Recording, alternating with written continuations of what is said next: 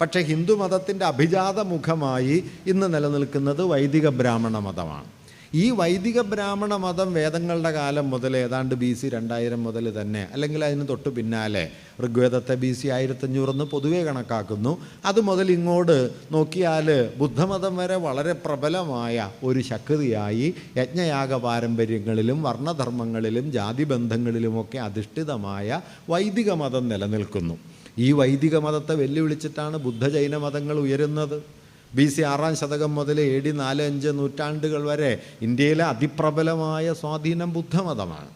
അതുകൊണ്ട് ഭൂതകാലത്തെ മതാടിസ്ഥാനത്തിൽ വിഭജിക്കാൻ ശ്രമിച്ചാൽ നിശ്ചയമായും ക്രിസ്തുവിന് മുമ്പ് 5-ാം നൂറ്റാണ്ട് മുതലെങ്കിലും 1000 കൊല്ലക്കാലത്തെ നിങ്ങൾക്ക് വിശേഷിപ്പിക്കാൻ കഴിയുക ബൗദ്ധഘട്ടം എന്നാണ്.